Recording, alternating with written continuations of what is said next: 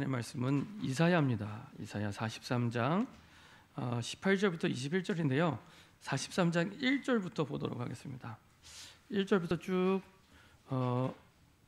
보실 때 뒤에 있는 말씀이 더 확실하게 확인이 되기 때문에 1절부터 21절까지 교독하도록 하겠습니다.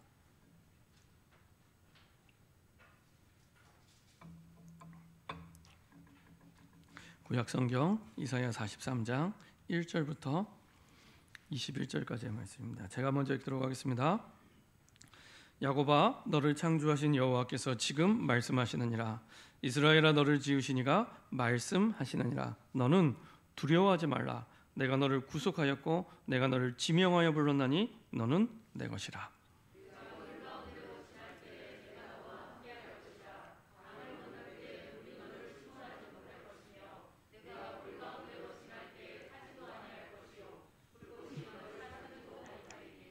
대전하는 여호와 내 하나님이요 이스라엘의 거룩한 이요 내 구원자임이라. 내가 이국을 너희 속량물로 구스와 스바를 너를 대신하여 주었노라.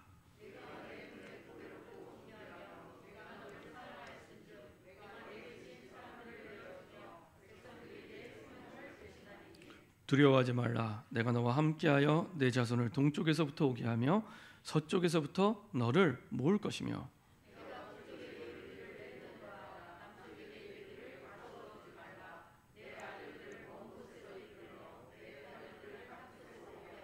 내 이름으로 불려지는 모든 자 곧 내가 내 영광을 위하여 창조한 자를 오게 하라. 그를 내가 지었고 그를 내가 만들었느니라.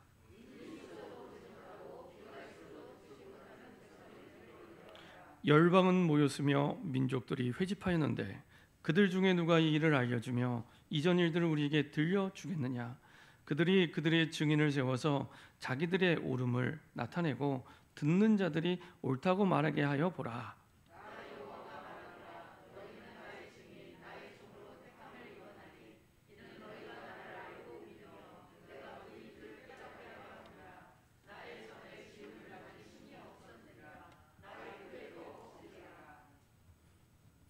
나 곧 나는 여호와라. 나 외에 구원자가 없느니라.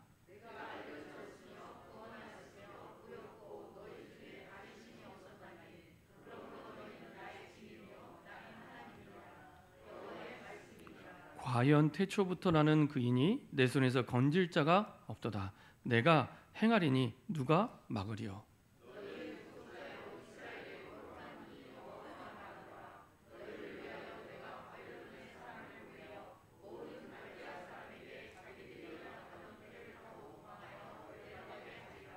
나는 여호와 너희의 거룩하니요 이스라엘의 창조자요 너희의 왕이니라.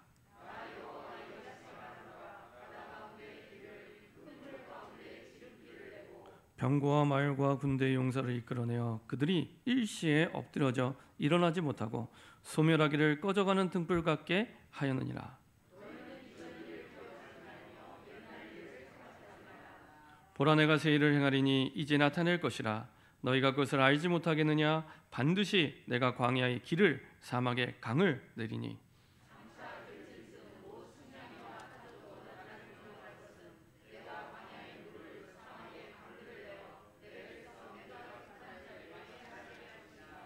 같이 합독하겠습니다. 이 백성은 내가 나를 위하여 지었나니 나를 찬송하게 하려 함이라.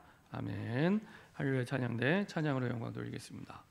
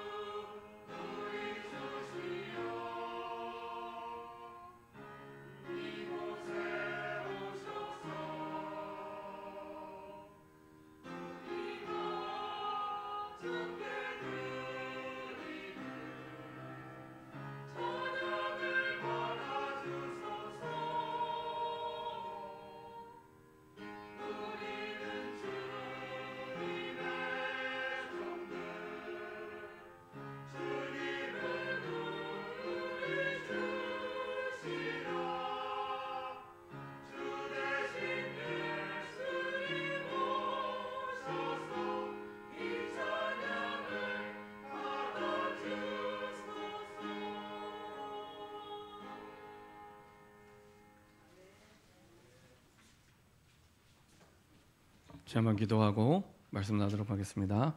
참 좋으신 하나님 감사드립니다. 우리에게 구원을 주시고 우리 인생의 모든 문제를 끝내시고 영원하고 완전한 복음 속에 우리를 부르시고 축복하여 주심을 감사드립니다.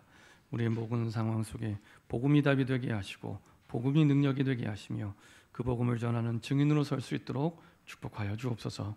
오늘도 우리의 두건 현장 역사는 흑암이 무너지며 우리의 두건 현장에 주님이 약속하신 복음의 문들이 응답의 문들이 활짝 열리는 날이 될 수 있도록 인도하여 주옵소서. 감사드리며 주 예수 그리스도의 이름으로 기도합니다. 아멘. 우리 좌우에 계신 분들과 인사하겠습니다. 예수가 그리스도이십니다. 우리 한 번 더 인사하겠습니다. 오직 예수가 유일한 그리스도이십니다. 우리가 한 번 더 인사하겠습니다. 당신은 남은 자 렘넌트입니다. 네. 오늘은 남은 자 렘넌트에 대한 말씀을 나눠야 되기 때문에 이렇게 인사를 했습니다. 오늘 함께 나눌 말씀 제목은 237개 나라를 살리는 보좌의 축복, 이사야의 바벨론 정복 예언입니다. 이사야의 바벨론 정복 예언. 결론부터 말씀드리면 이사야의 바벨론 정복 예언의 가장 핵심은 렘넌트입니다. 이사야의 바벨론 정복을 군인이 하는 게 아니고 이스라엘 백성이 하는 게 아니고 렘넌트를 통해서 하나님이 하시기 때문에 이사야의 바벨론 정복 예언의 가장 중요한 핵심은 렘넌트입니다. 오래전의 영화인데요. 한 20년 정도 지난 것 같습니다. 20년 전에 그 영화를 한 편 봤는데 굉장히 감명 깊게 은혜를 많이 받으면서 본 영화가 있습니다. 그게 글래디에이터라는 영화입니다. 글래디에이터. 예, 그 혹시 아세요? 예, 아마 여자분들은 별 관심이 없으실 겁니다. 이게 검투사 영화이기 때문에 검투사. 그래서 여자분들은 뭐 특별히 별 관심이 없으시고요. 남자분들은 영화를 보면 막 피가 끓어오르는 막 이런 영화가 이 글래디에이터입니다. 예, 극장에서 2번 보고 추석 때 1번 보고 나중에 또 1번 보고 한 4번을 본 것 같습니다. 뭐 메시지도 아닌데 계속 봤습니다.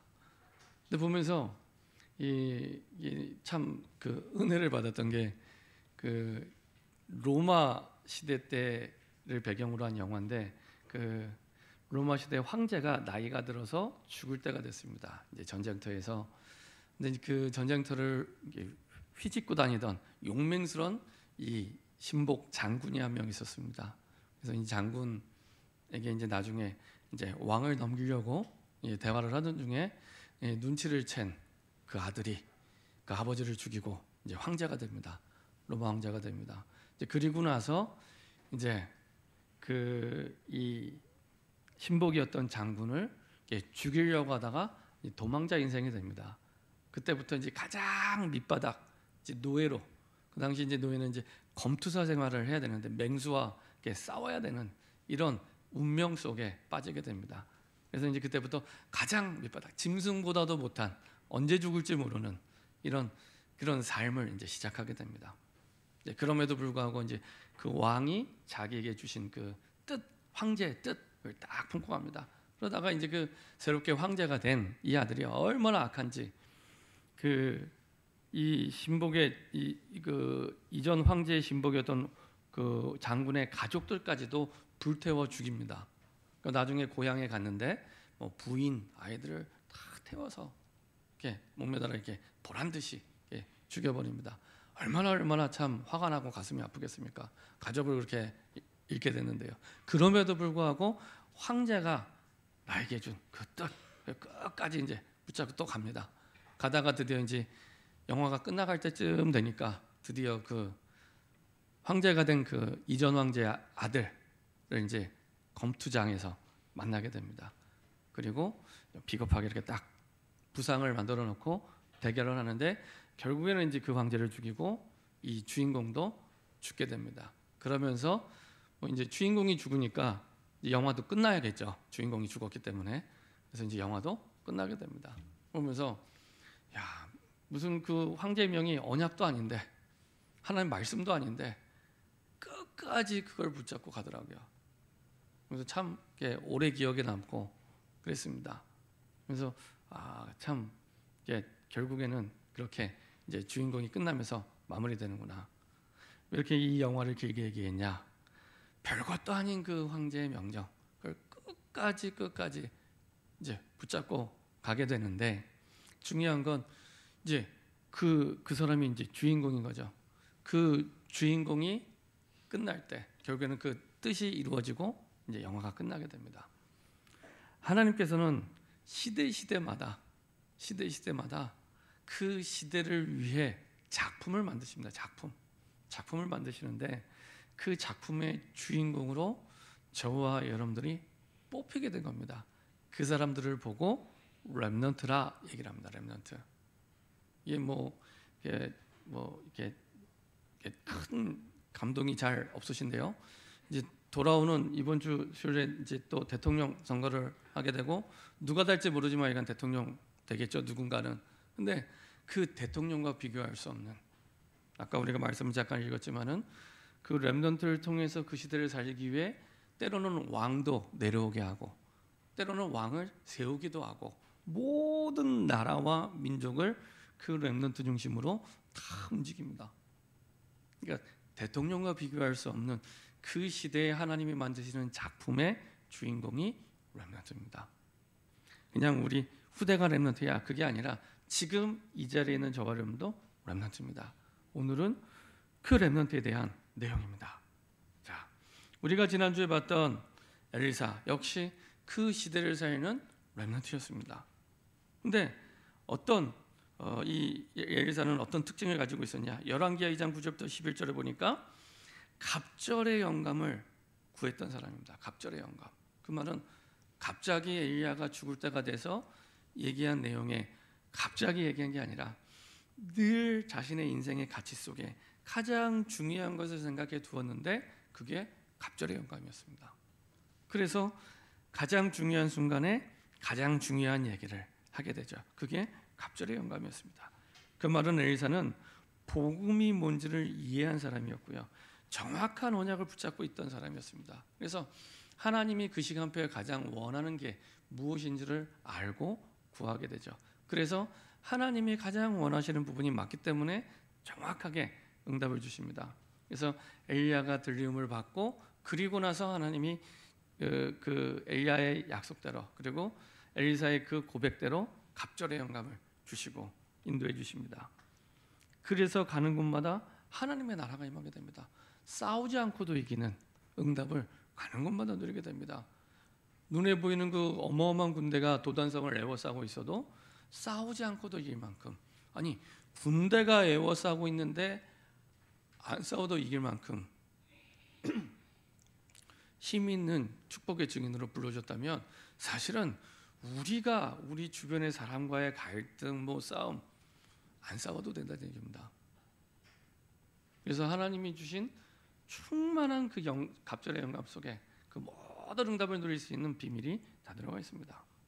자, 그래서 어느 현장이든지 하나님의 나라가 임하게 됩니다. 그리고 그 속에서 올바르게 하나님이 원하시는 이 삶의 현장이 이해되기 시작합니다. 아, 모든 현장에 유일하신 그리스도가 필요하구나. 사람들은 돈이 필요하다고 하고, 사람들은 능력이 필요하다고 하고, 사람은 지식이 필요하다고 하고, 사람의 배경, 명예가 필요하다고 얘기를 하는데, 성경은 줄기차게 한 가지만 얘기합니다. 그러니까 머리가 나쁜 사람도 쉽게 눈치채도록 계속 두 가지, 세 가지도 아니고 한 가지. 나중에 또 이사야 43장 보면서 제가 그 얘기를 또 할 건데요, 한 가지만 얘기합니다. 그리스도만 필요해. 어떤 문제를 만나든지, 억만 가지의 문제를 만나도 그리스도면 돼. 이 얘기를 계속 말씀하시고 증명해 주시고, 말씀해 주시고 증명해 주시고. 그래서 모든 현장에 그리스도가 필요하구나. 지금 코로나 재앙을 만나는데 코로나 해결하는 게 문제가 아니라, 해결이 돼야겠지만 그게 문제가 아니라 진짜 그리스도가 필요한 시대가 됐구나. 그러면 제대로 보신 겁니다. 혹시 주변에 경제 때문에 어려움 당한 분이 있다면 돈이 필요한 게 아니라 그리스도가 필요한 거구나라고 얘기해 주시면 제대로 복음을 이해하신 겁니다. 혹시나 자녀가 너무 말을 안 듣는데 언제나 사람들이나 이렇게 하면 그 자녀에게 이제 다른 말 하지 않고 네가 정말 그리스도가 필요하구나 얘기하면 이제 복음을 제대로 이해하신 겁니다. 그렇죠? 이렇게 모든 현장에 눈에 보이는 그게 필요한 게 아니고, 그러려면 예수님이 이 땅에 오셔서 죽으실 이유가 없습니다. 그렇죠? 돈이 없으면 돈 벌면 되고, 공부보다 공부하면 돼요. 그렇죠? 그것 때문에 예수님이 죽으신 게 아닙니다. 그렇죠? 그래서 현장에 지금 그리스도가 필요하구나. 내 주변에 어려움 당하는 모든 사람이 그리스도가 필요하구나. 그렇죠? 이렇게 이해가 되면 가장 성경적으로 이해하신 겁니다. 그리고 보니 내가 받은 은혜가 너무 큰 거예요. 이야, 내가 어쩌다가 이렇게 어마어마한 하나님의 은혜를 받았을까? 이 대통령과 비교할 수 없는, 나중에 제가 또 말씀으로 증명해 드리겠습니다. 대통령과 비교할 수 없는, 지금 막 대통령 한 번 되라고 막 혈안이 돼 있는데, 온 나라가 거기에다 들어가 있는데 그것과 비교할 수 없는, 출발선이 다릅니다. 그것과 비교할 수 없는 렘넌트로 나를 불러주셨는데 내가 어쩌다가 이런 은혜를 받았나 하고 보니까 하나님이 원하는 소원이 있었구나. 세계복음화가 특별하고 대단한 게 아니라 내가 만난 그 유일한 그리스도, 이거를 전달하는 거구나. 이게 필요하기 때문에 이거 전달하는 거구나. 하나님은 이 사람을 지금도 불꽃 같은 눈으로 눈동자처럼 지키시고 응답을 주시고 그 사람 중심으로 모든 세계를 움직이십니다. 모든 세계를. 그렇죠? 이런 축복받은 사람이 렘넌트입니다. 그 축복의 주인공이 렘넌트입니다.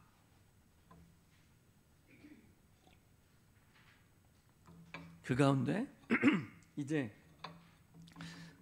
이스라엘이 또 언약을 잃어버리고 이제 바벨론의 포로가 되기 직전입니다. 항상 변함없이 이스라엘의 역사는 계속 똑같이 반복되었습니다. 언약을 잃어버리면 우상을 숭배하게 되고, 우상을 숭배하게 되면은 드디어 저주와 재앙이 임하고, 그러면 언제든지 또 남의 나라 노예가 되든지 포로가 되든지 속국이 되든지, 이게 늘 반복이 됐습니다.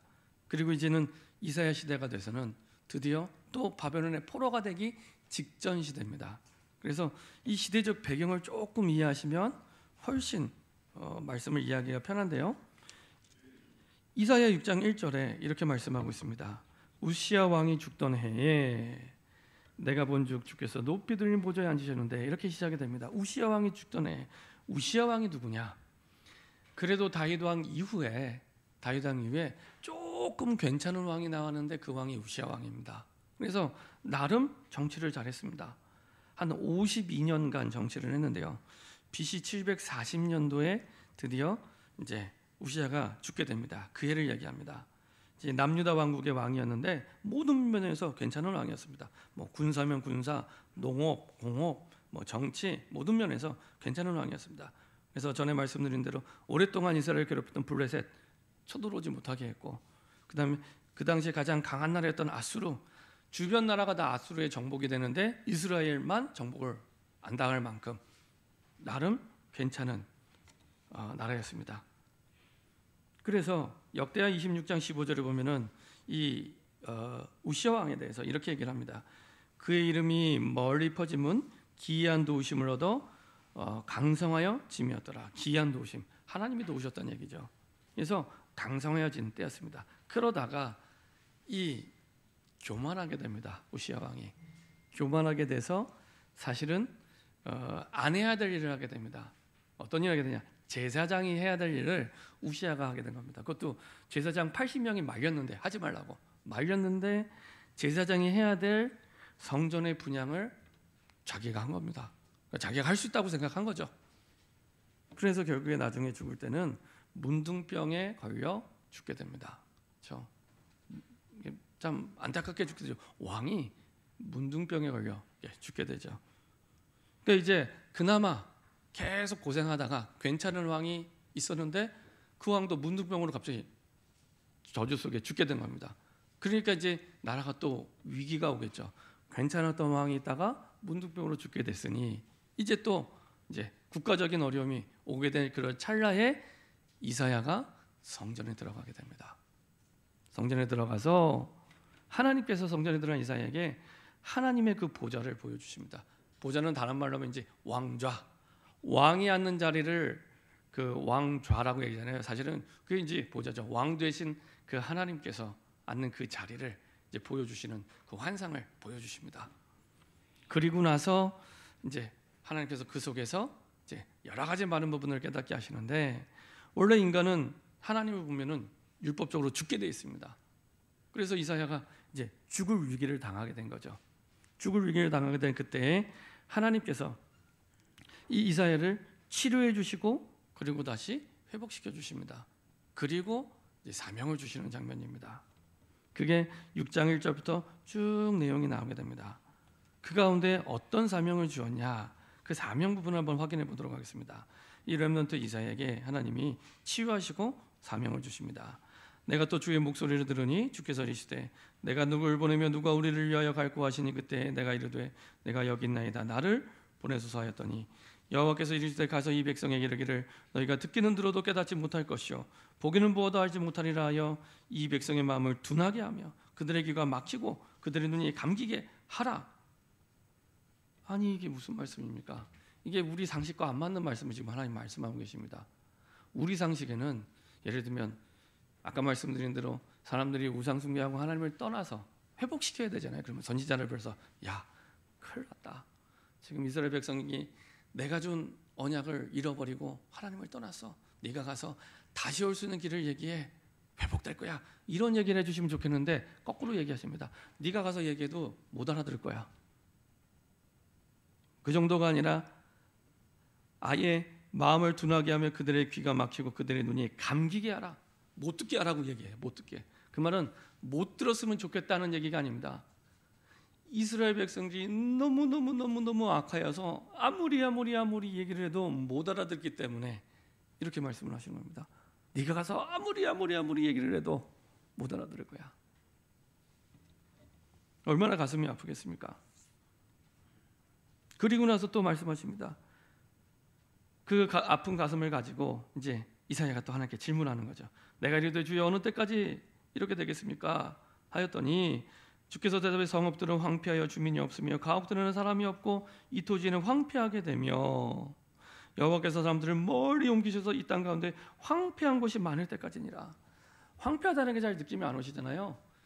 요새 딱 시기가 지금 러시아와 우크라이나 전쟁이 붙었는데 북극에 맞아서 지금 우크라이나 땅이 황폐해지고 있습니다. 그거 생각하시면 됩니다. 그 정도로 비참하게 황폐해지는 상황입니다. 근데 그렇게 됐는데도 못 알아듣는데요. 어느 정도 못 알아듣냐? 13절에 그 중에 10분의 1이 아직 남아있을지라도 이것도 황폐하게 될 것이다. 그 중에 10의 9는 다 황폐해지고 10분의 1이 남아있어. 이게 희망이야. 힘내. 이렇게 해야 되는데 10의 9 다 황폐해졌는데 10분의 1도 황폐해질 거야. 절망 중에 절망이죠. 10분의 1도 황폐해질 거야. 그러니까 한 대 맞았는데 또 때리고 완전히 맞는. 그리고 나서 정말 극소수 남아있는 몇 사람이 있어. 그걸 보고 거루터기라고 합니다. 전 세계 77억 가운데 저와 여러분 같은 사람이 몇 사람이나 있겠습니까? 지난번에 말씀드린 대로 러시아가 복음화율이 2.4%, 우크라이나가 2.4%입니다. 그건 이제 통계상 수치로. 거기는 이상한 기독교 다 포함해서 2.4%입니다. 2.4%. 그러면은 그 사람들 가운데 정말 복음을 듣고 예수님이 영접한 사람 몇 사람이 되겠습니까?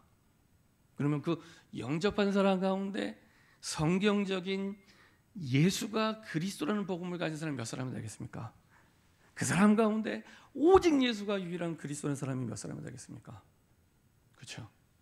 그 말씀을 하시는 겁니다. 그래서 대통령과 비교할 수 없는 분들이 저와 여러분들입니다.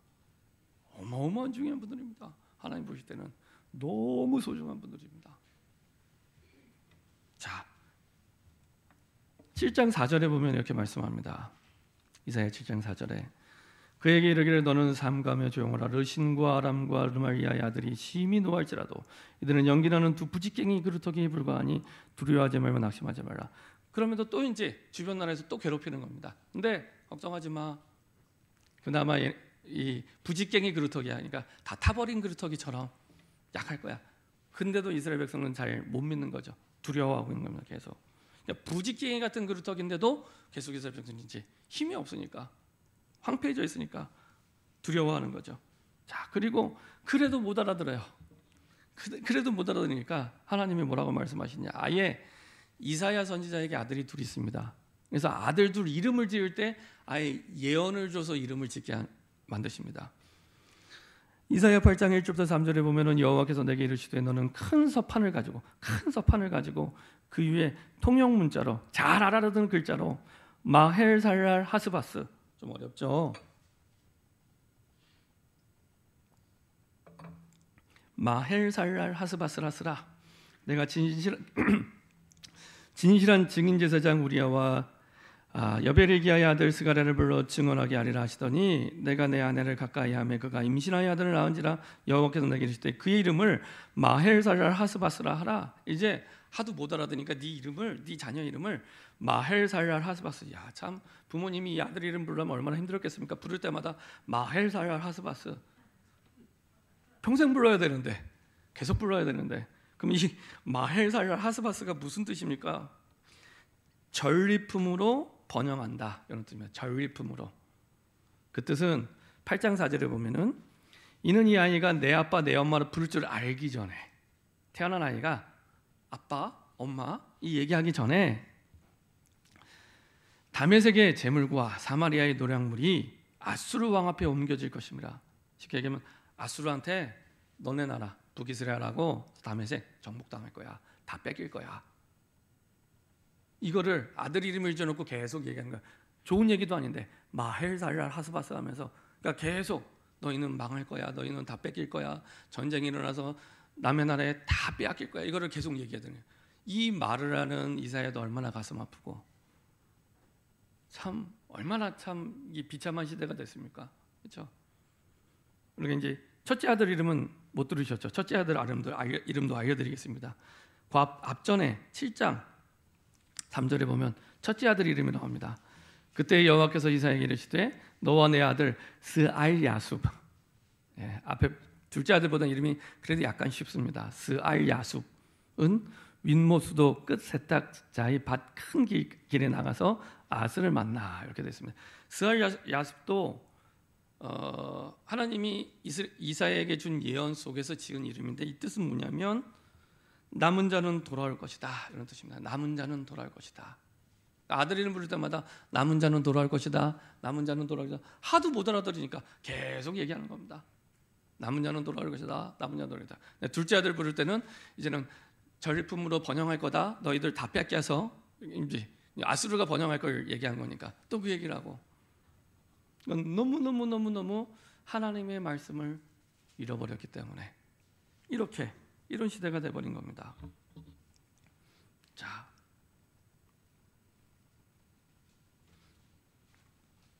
이런 속에서 드디어 그 시대를 살릴 하나님의 드라마가 시작이 됩니다. 드디어 하나님은 렘넌트를 두셔서 그냥 렘넌트가 아니라 시대를 살려야 되기 때문에 렘넌트 무브먼트를 예언하십니다. 렘넌트 운동을 예언하십니다. 그게 이사야 6장 13절입니다. 그 중에 10분의 1이 아직 남아 있을지라도 이것도 그 10분의 1, 이미 10분의 9는 다 황폐해졌고 10분의 1도 황폐하게 될 것이나 밤나무와 상수리나무가 배임을 당하여도 그 그루터기는 남아 있는 것 같이 거룩한 씨가 이 땅의 그루터기니라 하시더라. 이걸 다른 성경의 버전에 보면은 여기 조금 더 이해하기 쉽게 나와 있습니다. 여기는 이제 밤나무, 상수리나무 이렇게 나무로 돼 있지만은 그 성경 버전에는 이렇게 나뭇잎 이런 식으로 표현되어 있습니다. 그래서 이 그루터기를 원래 가지고 있는 그 본체에 나뭇잎이 몇 개 떨어진 거야, 이런 의미로 표현을 해놨더라고요. 그러니까 나무를 베었어도 그 본체가 보존이 돼 있는 것처럼 이런 표현입니다. 근데 이제 좀 더 원어 성경에 가깝게 번역을 하면 나뭇잎이 떨어질 정도의, 그러니까 인간이 볼 때는 큰 나무가 떨어진 것처럼 보이는데 하나님 볼 때는 그 원래 본체가 그대로 있기 때문에, 모든 걸 회복시킬 본체가 그대로 있기 때문에 나뭇잎이 몇 개 떨어진, 요게 나뭇잎이 몇 개 떨어져도 그 본체는, 그 시대를 회복할 본체는 그대로 남아 있다, 이런 뜻입니다.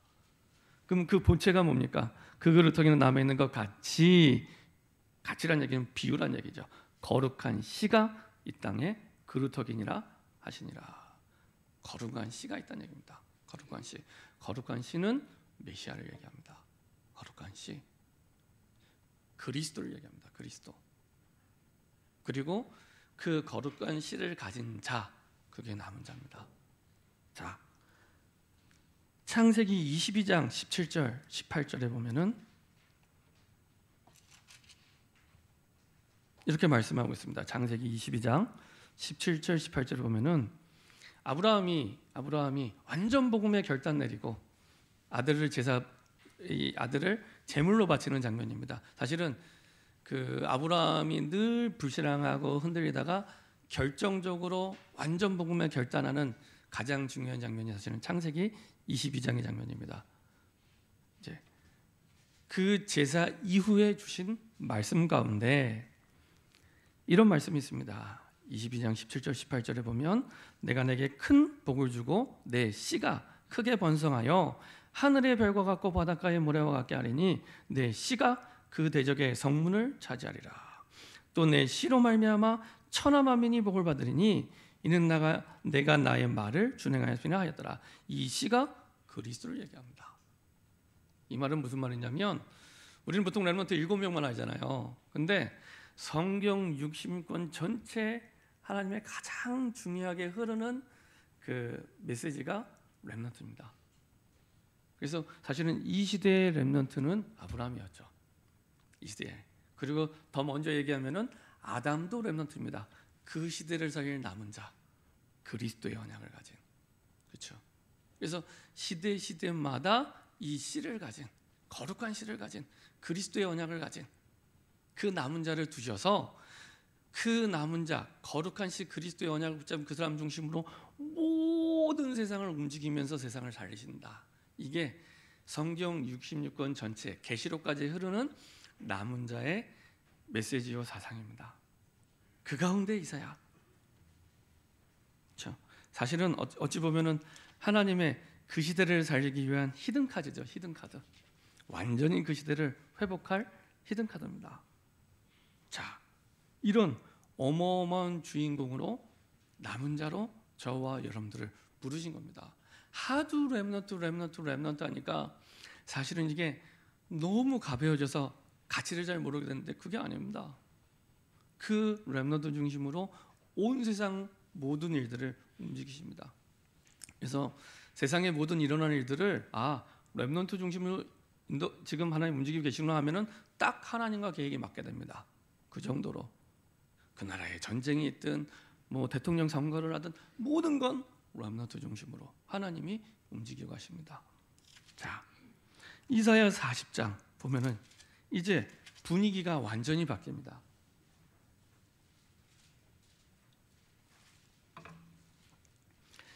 이사야가 66장까지 있는데 이사야 1장부터 39장까지는 주제가 뭐냐면 계속 망하고 얻어터지고 망하고 무너지고 황폐해지고 망하고 얻어터지고 황폐해지고 무너지고 이것만 계속 얘기하는 겁니다. 이사야가 1장부터 39장까지 계속 아까 6장에 말씀드린 대로 황폐해져도 못 알아들어서 나머지 10분의 1도 또 망하는 이거를 39장까지 얘기합니다. 그러다가 드디어 40장부터 회복을 말씀하십니다.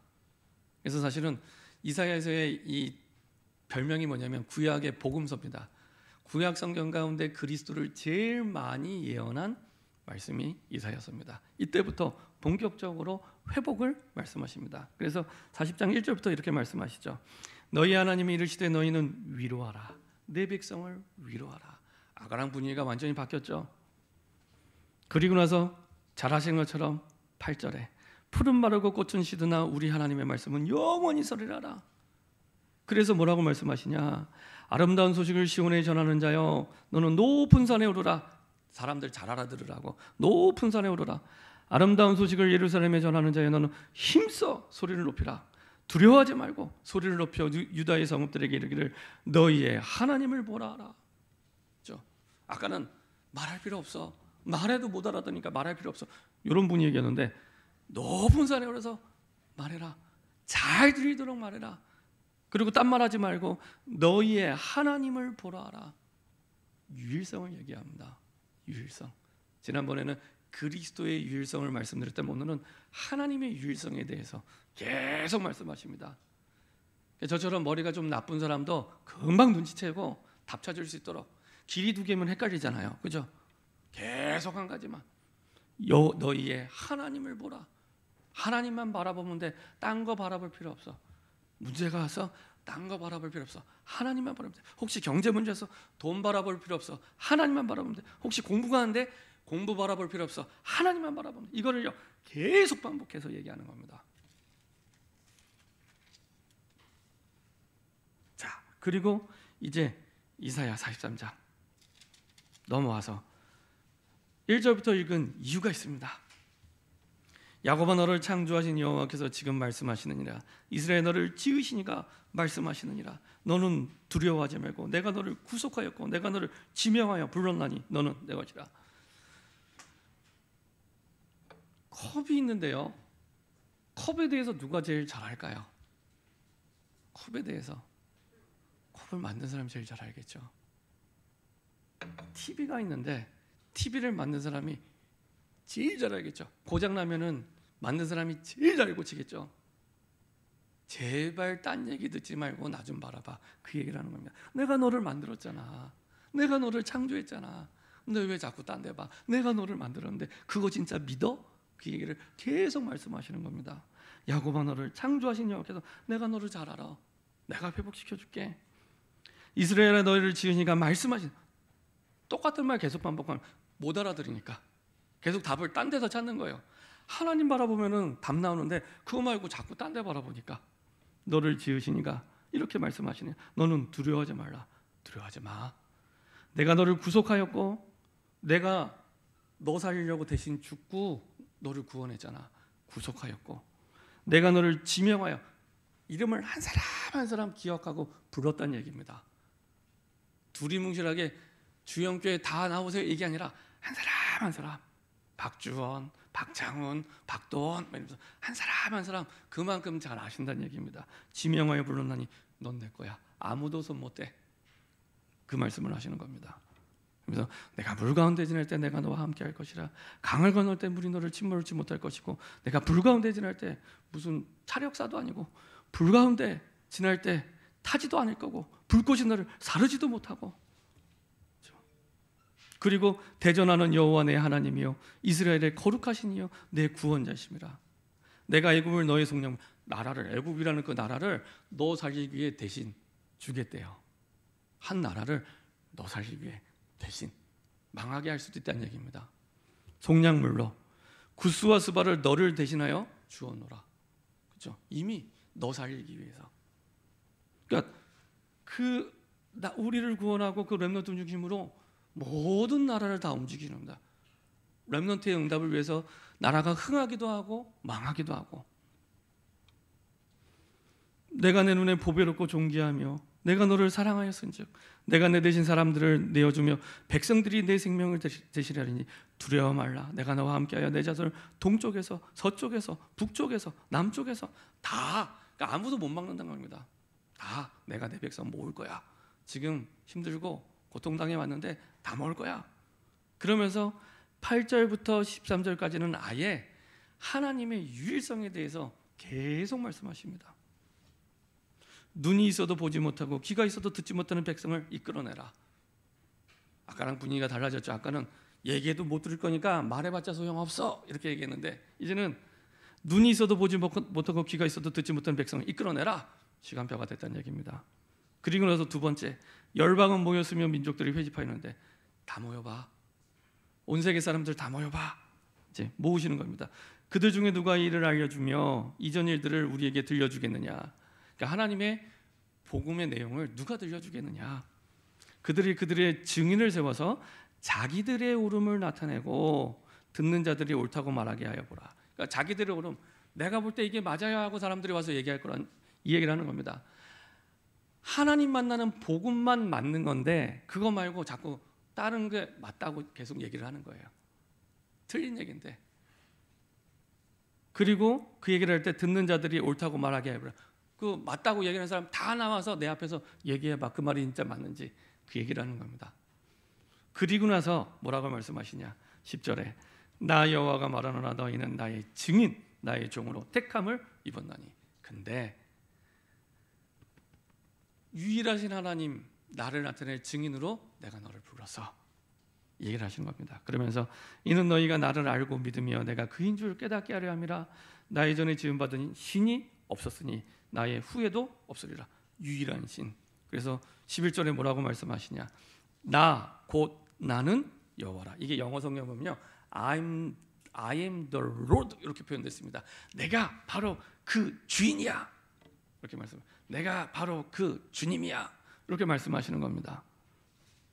나 외에 구원자 없느니라. 없어. 도대체 뭐가 문제야? 뭐가 문제야? 근데 그 문제에서 건져낼 자 없어. 이거를 끊임없이 계속해서 반복해서 말씀하고 계십니다. 내가 12절에 내가 알려주었으며 구원하였으며, 과거형이죠. 이미 증거를 주었다는 얘기입니다. 알려주었으며 구원하였으며, 구원했다는 능력이 있다는 얘기입니다. 구원하였으며 보였고, 보여줬지 않냐. 너희 중에 다른 신이 없었느냐. 다른 신이 너희들 구하는 거 봤어? 복음 말고 딴 걸로 문제 해결되는 거 봤어? 이거 질문하는 겁니다. 고민한다고 문제 해결되는 거 봤어?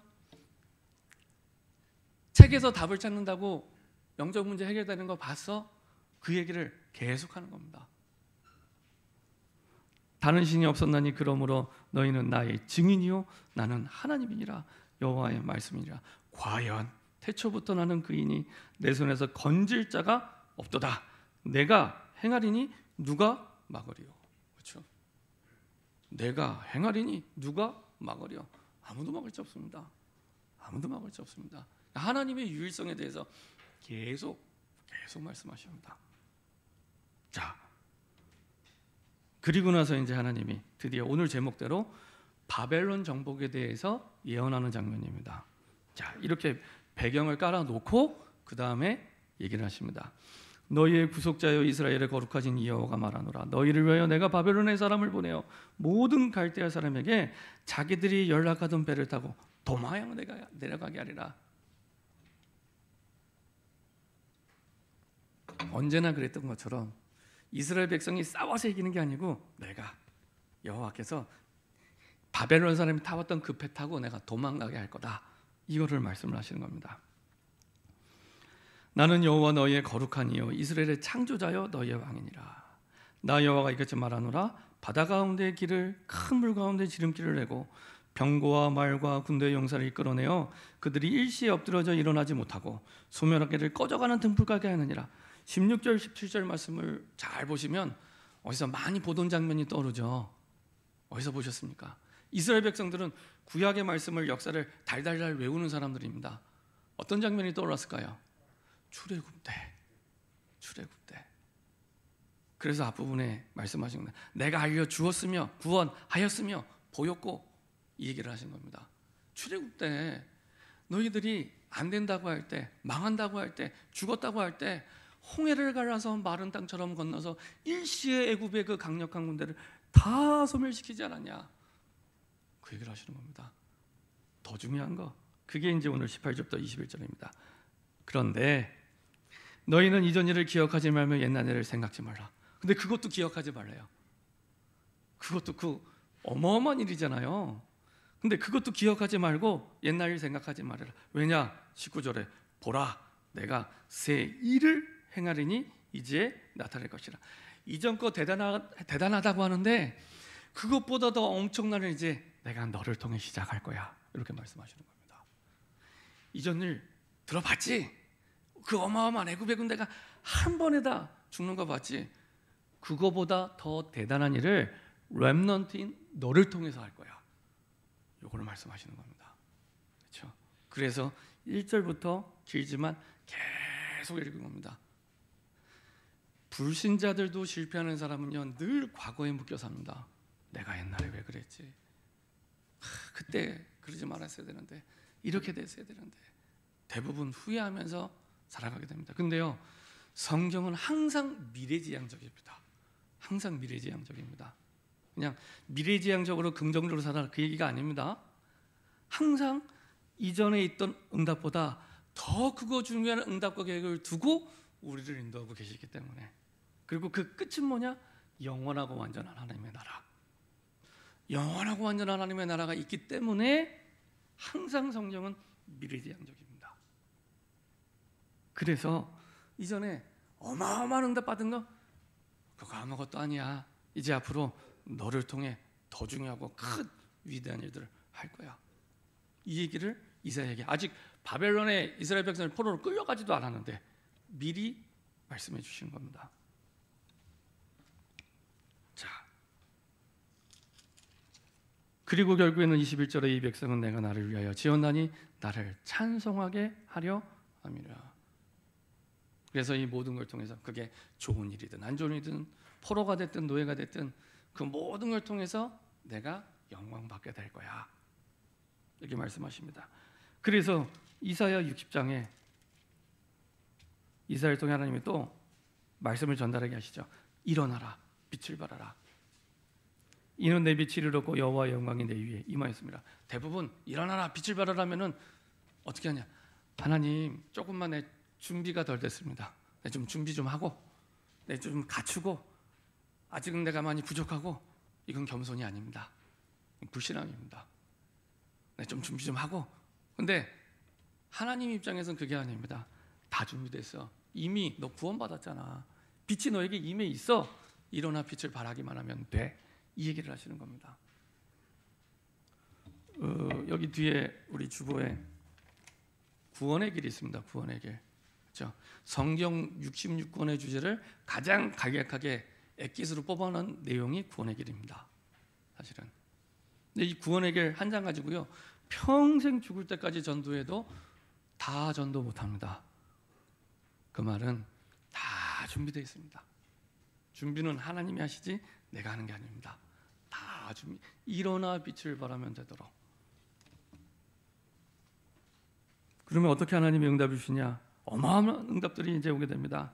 3절에 나라들은 내 빛으로, 그리스도 복음의 빛을 비추는 그 빛으로, 왕들을 비추는 내 광명으로 나오게 되리라.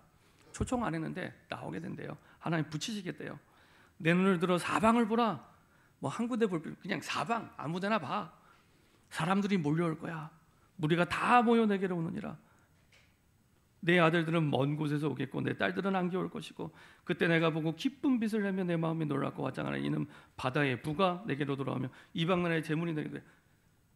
그토록 많은 분들이 원하는 빛의 경제도 이때 오게 되는 겁니다. 다 줄게. 일어나 빛을 발하기만 하면 다 줄게. 그 말씀을 하시는 겁니다. 그리고 나서 이사야 62장에 이제 이사야 또 이제 말씀하십니다. 6절에 예루살렘이여 내가 너의 성벽 위에 파수꾼을 세우고, 이제는 파수꾼을 세우래요. 왜냐? 다시는 이 가슴 아픈 비참한 남의 나라의 포로가 되고 황폐하게 되고 무너지는 이런 비참한 역사가 반복되지 않도록 파수꾼을 세우래요. 그리고 많은 사람이 돌아올 거니까 길을 넓히고 대로를 수축하고 시스템을 만드는 거예요. 왜냐? 주님 다시 재림하시는 그날까지 이 응답 누려야 되니까.